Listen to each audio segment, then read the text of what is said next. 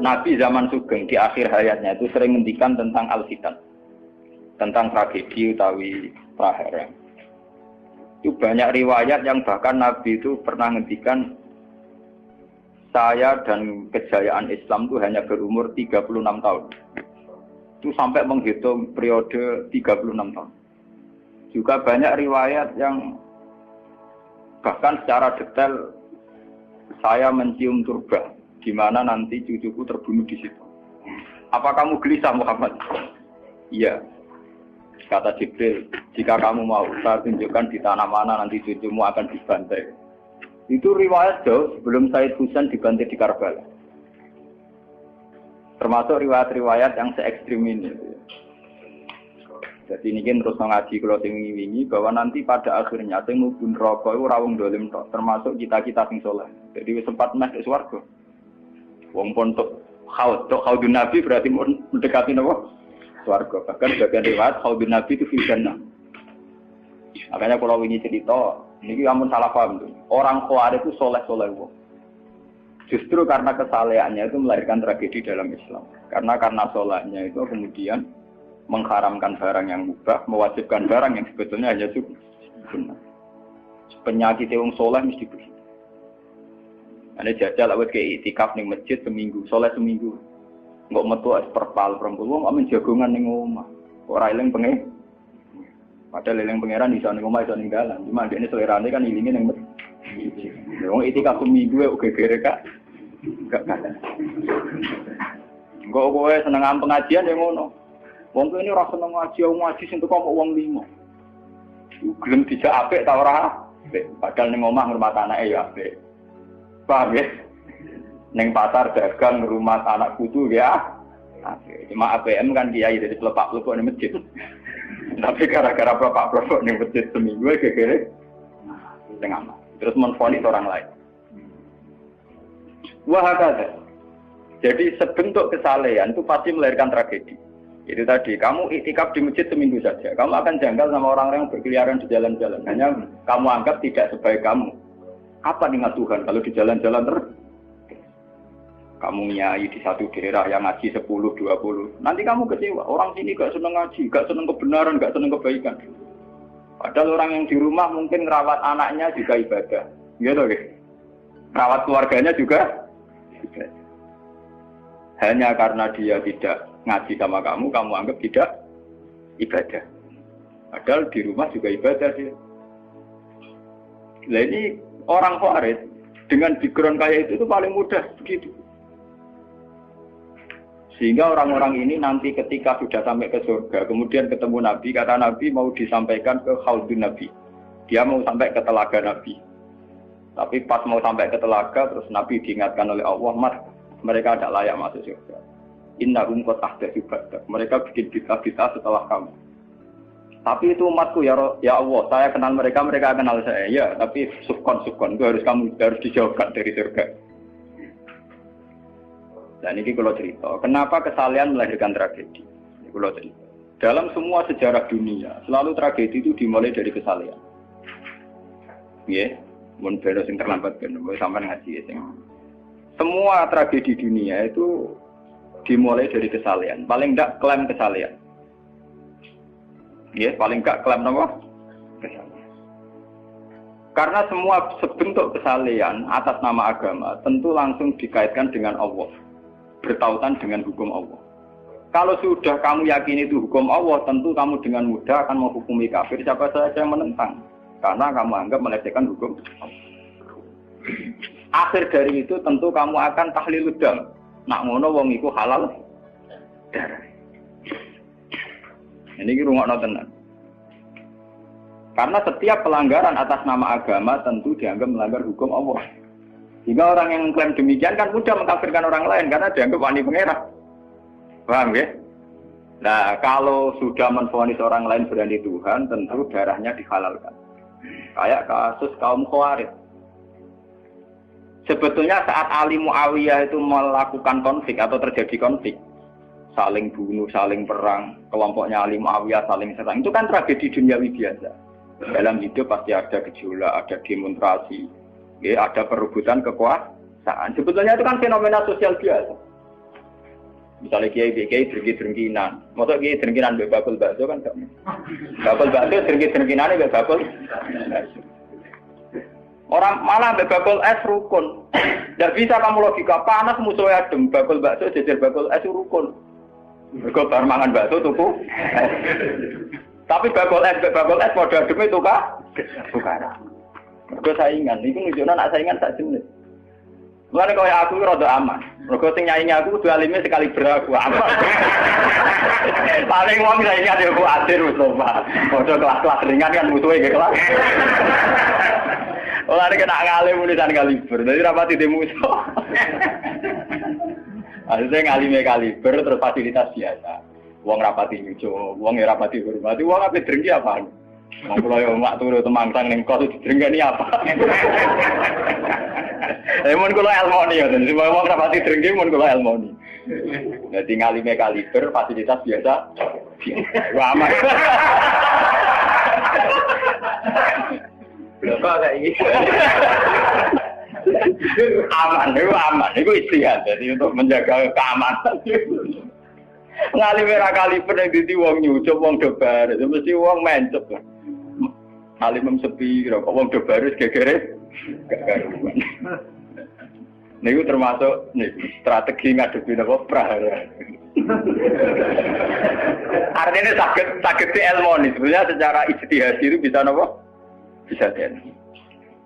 Lalu kulon biasa lama-lama teng kula mriko nggih umbal we anak kula. Enggak, nggih biasa ana mobil direm kes monggo bareng kula. Kak, lagi ben bis. Kula betul mobil, nah ono omah muter pirang-pirang. Nah itu memang gitu ya, karena kita trauma dengan sejarah. Ketika Khawarij meyakini Ali melahirkan sulmatan fiddin, melahirkan pencitraan agama. Salmatan fiddin, sulmatan fiddin itu pencitraan agama. Muawiyah juga dituduh demikian, salmatan fiddin. Akhirnya orang Khawarij lewat kelompoknya itu ada sekelompok orang yang ditugasi membunuh Ali, ditugasi membunuh Muawiyah, dan ditugasi membunuh Amr bin As di Mesir. Semua tokoh-tokoh besar Islam itu melahirkan tragedi Islam, harus dibunuh semua. Itu yang keputusan gitu tuh lewat kesalehan. Mereka orang-orang soleh, orang-orang khusyuk, senang iktikaf, senang zikir. Dia punya keputusan sing lahirno tragedi dalam Islam. Makanya kamu jangan kaget, kenapa di Irak itu banyak perang saudara, di Mesir, di Sudan, di Khartoum, di Darfur, di Somalia. Itu kalau sudah perang berani mati, karena mereka mengatasnamakan agama. Nah, kalau agama berarti merasa dia punya titah Allah, titah Tuhan. Sehingga kelompok lain ya orang Sunni bantai Syiah, Syiah Ahmad itu biasa. Makanya kita disyukur, kalau bolak-balik kita harus syukur sebagai bangsa Indonesia. Bangsa Indonesia di filosofi berdoluri, soalnya bergemeng-gemeng ngelas neng duri, orang terus ini kita syukur jadi wong Jawa. Cari rasa cocok, ya mau grudal, misalnya rasa-rasaan kiai beda partai yang mau grudal, bagus sekali. Karena ada sampai pembunuhan. Paling banter sing dikisih pelatihan ngirim tarmihim. Ayo tak pikir ramahan gini, tak pikir kode ramahan tindak. Ya paling misalnya mati dikisih yang ngelusi titik. Orang anti mati. Paham? Semenjak itu tragedi itu tidak dimulai dibunuh non-Muslim, tapi dibunuh orang Islam. Semenjak peristiwa Ali Muawiyah. Dulu Umar itu matinya masih keren. Umar itu dibunuh oleh seorang Yahudi, Abu Lulu, seorang Majusi, Abu Lulu al-Majusi. Era Utsman banyak riwayat mengatakan yang membunuh itu banyak yang tidak Islam. Tapi era Ali, Muawiyah sampai Said Husain itu yang membunuh orang Islam semua. Bahkan sulahahum, orang-orang yang kategorinya soleh.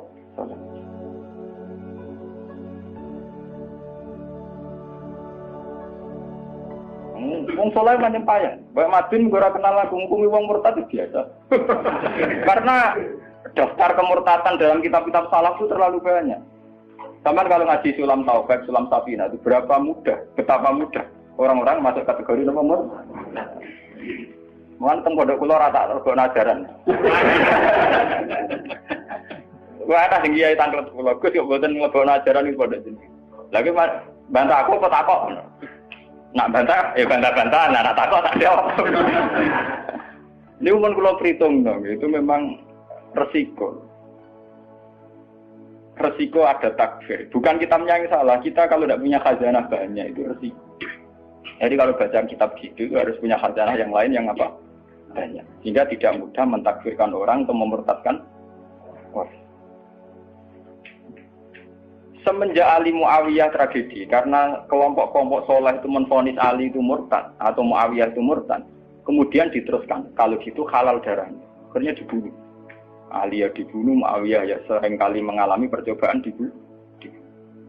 Jadi kalau kan nanti cerita tengah sini, jadi Ali hasil dibunuh, yang Muawiyah sebetulnya subuh itu juga dibunuh, tapi pas itu Muawiyah meriang, yang imami itu wakilnya, sehingga yang dibunuh wakil. Mulane kalau bolak-balik cerita ning tinggon nek wong kesolen mesti pintu-pintu. Wong kuwaris sih pintu-pintu. Wong ngongkon killer, ngongkon pembunuh bayaran kok tarife ngene. Lah Muawiyah ku sapa? Pokoke sing imami subuh.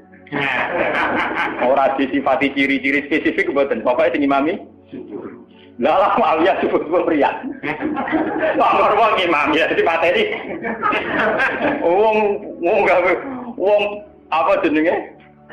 Apa itu istilahnya tugas-tugas yang super bahaya kok tarifnya pokoknya senyum itu wah kemproh wara ini sing piye kotak tapi iya tak ngene sing piye kemudian polisi di sekitar ora tarifnya pokoknya sing imami meriah nasibnya apik jadi ora pembunuh profesional. Walhasil semenjak itu tragedi dimulai dari takfir. Setelah itu ada era Muawiyah punya anak Yazid. Yazid ada isu dia senang nyabu, senang ngeflek. Dia orang yang nakal saat jadi pemimpin. Orang Islam sholat tersinggung. Wong kok dipimpin wong dolim. Orang Islam ekstrem wong kok dipimpin wong ra sholat, wong ra bener kok mimpin wong bener. Akhirnya Madinah bergejolak. Madinah bergejolak ini kemudian banyak yang merokokasi Said Husain supaya ngambil alih kepemimpinan sinten. Sama nak cerita ini tragedi ke saya. Walhasil Said Husain akhirnya lewat bantuan orang-orang Kufah. Orang Kufah itu saat ini dari wilayah Irak. Ya. Jadi kayak Kufah, Asfahan, terus Nahawandu itu ikut wilayah Irak dulu. Ketika Irak pecah dengan Iran, ikut wilayah apa? Iran. Dulu yang situ semua itu namanya orang dulu kalau bilang itu Kufah sama Basra. Gitu, okay. Makanya kalau di kitab-kitab Nahwu semua kitab salah kalau bahasakan kawasan itu kalau tidak kawasan Kufah ya apa? Basra. Sekarang di bahasa internasional lebih dikenal Irak semua. Tapi kalau dulu orang bilang itu Kufah, Basra, Nahawandu, Asbahan, Khurasan. Itu kan ya kawasan itu. Dan Rosamban. Orang-orang Kufah datang ke Madinah. Ya Husain, karena yang dituduh zalim, kita-kita yang nanti di Kufah siap membeat jenengan jadi khalifah, siap dukung jenengan jadi apa? Khalifah.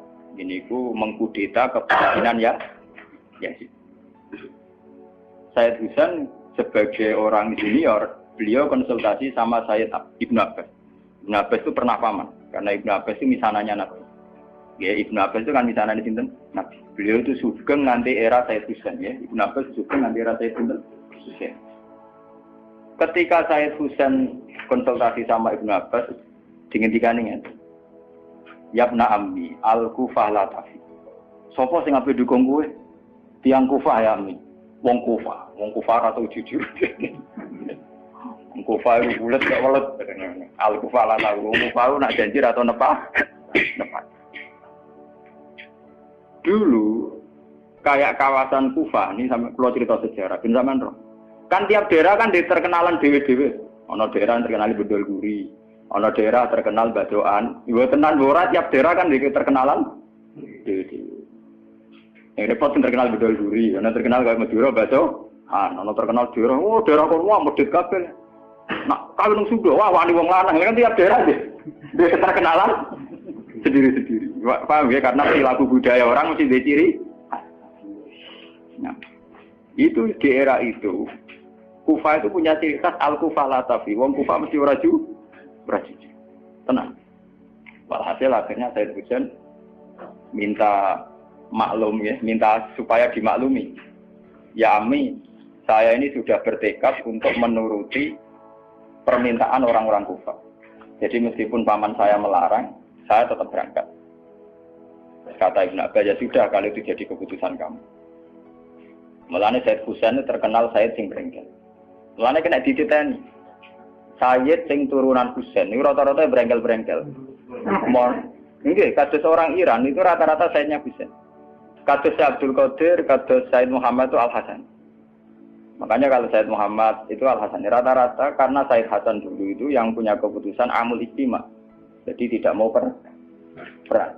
Sehingga era Said Hasan yang dikatakan amul istima. Tahun bersatunya umat. Era Husain betul. Walhasil wala-wala cerita Said Husain kersok dibawa orang Kufah menuju Irak. Pas sampai Karbala. Itu Said Husain bilang gini sama pengawal-pengawalnya, ini sampai mana? Ini Karbala ya Husain. Saya Husain hadihi karobun wa bala. Ini karobun, kesusahan wa balaun dan tragedi ujian.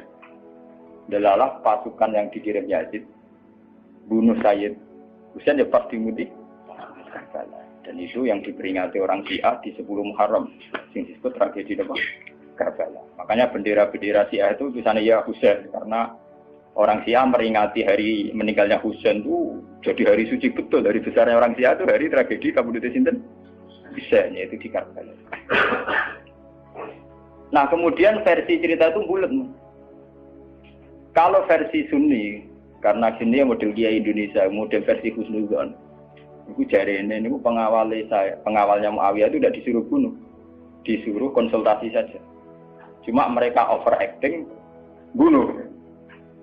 Sehingga dalam keyakinan Sunni bahwa Yazid itu tidak dosa-dosa amat karena tidak nyuruh nopo.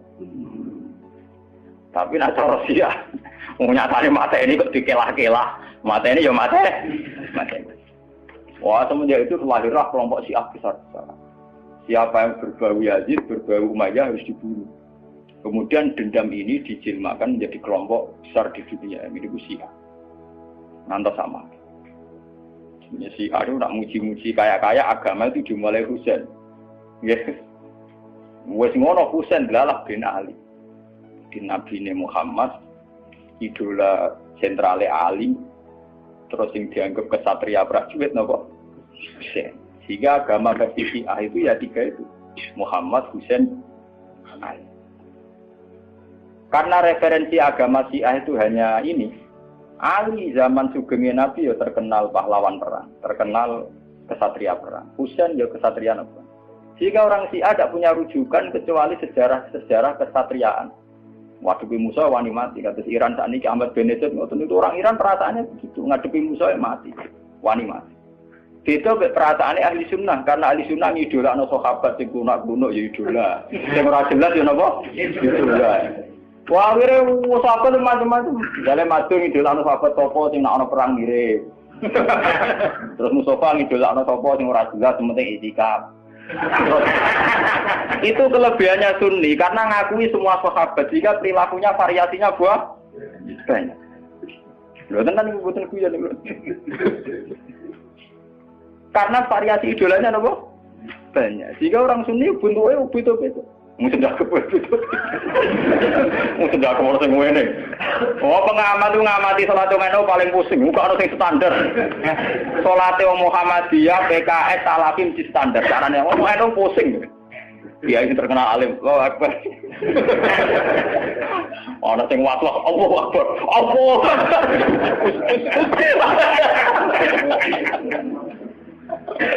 Oh, sedekah kok ono sing ngene. Ono sing ngene, ono sing santai. Ono sing labine ngancing nono selik. Karena orang Sunni terlalu banyak tokoh idola. Karena keyakinan Sunni semua sahabat itu layak diikuti. Iku mbok barokah bolak nak keyakinan wong Sunni iku semua sahabat layak napa? Sahabat macam-macam. Akhirnya wong Sunni macam-macam. Itu beda dengan Syiah. Sentral sejarahnya di Husain. Husain sebagai martel perang atau kesatria perang. Ali terkenal Al-Qarrar, orang yang reputasinya juga tentang apa? Jika dalam terminologi Syiah itu tidak ada istilah bil hikmati wal mau'izatil hasanah, sing sabar ngadepi Musa sing santun ora mahal tuh tak Jawa niku. Paham ya? Ben sampean ngerti kenapa Syiah cara berpikir demi nek Sunni mboten. Mau kiai iku dhisik ning daerah Abangan. Mujite sik Islam ora males. Malah dungo. Wah cerita seputar rawani tok. Seputar sabar, seputar kawan. Jarang kok Kiai Sundi wani jotosan. Jadi sejarah dengan sabar. Sehingga dalam tradisi Sunni itu tidak ada revolusi. Sampai sekarang. Beda dengan di Syiah. Libanon pengikut Syiah, Syria ya Syiah. Iran juga Syiah. Meskipun Syiah sendiri punya variasi, kayak Syiah Imamiyah, Syiah Ismailiyah, Zaidiyah, dan sebagainya. Tapi trennya sama, tetap menjadikan Said Hussein sebagai sentral. Emang nonton TV kan nonton bendera Syiah tulisannya apa? Ya apa? Ya Hussein. Nah sampai idola kan buatan Hussein. Idola Hasan. Said Hasan itu rasa seneng perang. Tapi tuh mau ya kok. Jadi ya Pak Kiai Jawa perang barang. Gerwapan sidik, nopo poli. Ya, jadi sejarah berulang.